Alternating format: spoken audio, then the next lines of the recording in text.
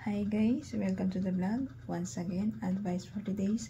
May ituturo sa atin ang Diyos Ama para maging matatag ka sa hamon ng buhay. Ganito po yan. Minsan kasi kailangan nating madapa, kailangan natin masaktan para matuto tayo sa mga alam nating maling gawa, di ba? Ayun na nga po sinasabi ko sa inyo parate na lagi natin pag-isipan, pag-aralan ang mga taong papasok sa atin. Kasi kung minsan nag-iisip tayo, minsan na pabigla-bigla, di ba? Nagdidesisyon tayo ng pabigla-bigla na di naman pala natin alam na mali pala yung tinatahak natin landas, di ba? Akala natin masaya. Akala lang pala masaya, yun pala hindi.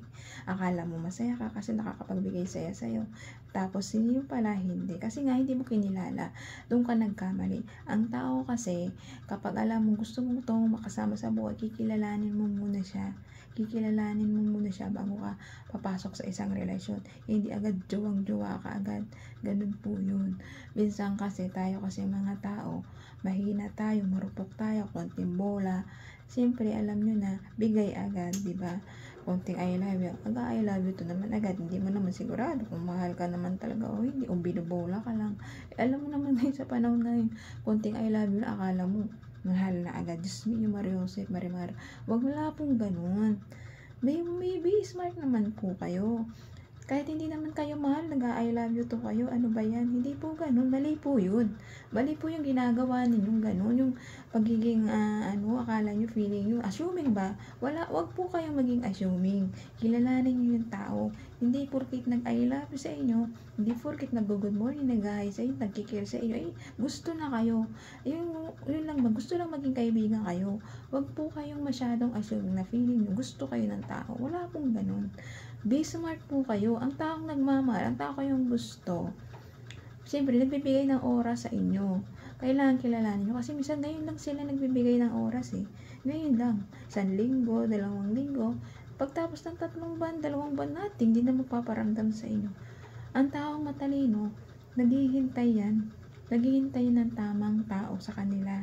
Susubukan mo, itatry mo sila kung hanggang saan yung tibay nila, kung talagang mahal ka nila o hindi. Hindi yung gusto mo agad, kayo na agad. Hindi walang ganun. Siguro may mga ganung tao, jowa agad, pero ano nangyayari sa kanila? Wala, hindi natagal ang relasyon nila. Observe ko po yan, naranasan ko rin po kasi yan sa buhay ko. Ay, pabigla-bigla akong desisyon, hindi nag-iisip. O yan, napunta sa nating. Ngayon, nating. Wala tayong jowa. So, wala namang problema yun. At least meron naman ako Diyos Amang nandyan, parating gumagabay sa akin, sa mga anak ko.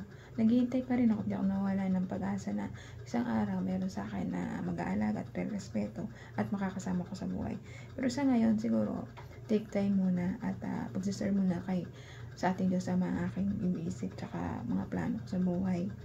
Tsaka makapag-ipon para pag matanda na tayo sa pagtatrabaho natin sa ibang bansa ay makaipon at mag-business na lang sa Pilipinas. Kaya hanggang dito na aking advice. Ingat po tayong lahat and God bless.